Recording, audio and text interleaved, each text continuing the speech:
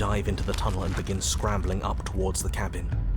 You hear her behind you, claws raking at the dirt, chains rattling, then snapping, breaths hot and heavy with the effort of the ascent.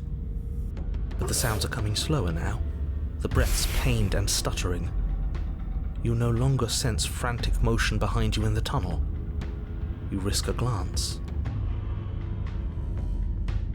She is a broad and sickly creature, her withered and emaciated flesh clinging to bones too large to fit in the narrow space.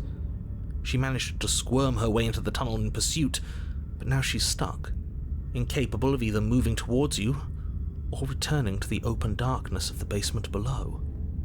So that's what she's become. She wasn't like this when we started. Was she?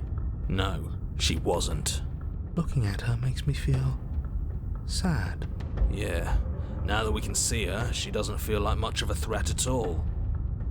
She paws futilely at the air between you, but her shoulders are pinned in the narrow confines of the opening. She has no hope of reaching you. When she realizes this, her arm goes limp, flopping to the dirt floor of the tunnel, and her eyes fall from yours, defeated.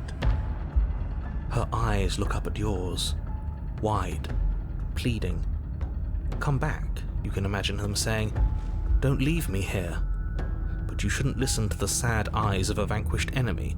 She wants nothing more than to change places with you.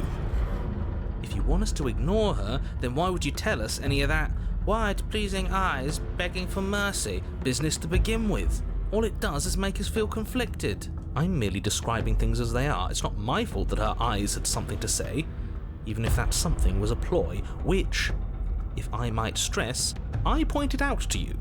What should we do about her anyway? Can she still end the world like this? She hurts. We should help. Now let's think for a second. Let's reevaluate. Should we help her? Well, I do feel bad looking at her. There's no way to get close without being in reach of those claws. We've come this far, but can we trust a creature that until a few short moments ago fully intended to eat us? What an excellent question with an equally excellent answer. No, you should not help her. She's clearly just waiting for you to drop your guard. Beyond that, you do well to remember that she poses a threat to reality itself. You already have a weapon, and she's as vulnerable as she's ever going to be. How about you use it?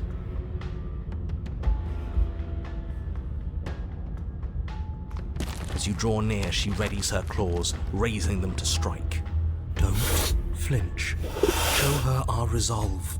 If you're going to attack, might I suggest you do so quickly? Violence is still a mercy here. It's still help. Yeah, maybe this is what's best for everyone. I still think leaving would have been best, but we haven't seen what happens after she dies.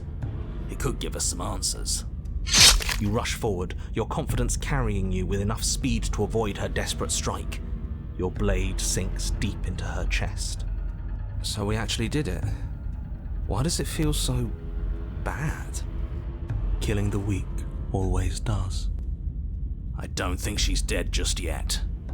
She isn't. As you dig towards her heart, she howls with an earth-shattering shriek, and then...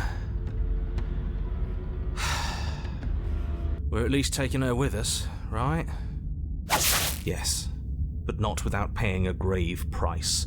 She lashes out, tearing you open. Another death, and we've still learned nothing. I knew leaving was the right answer.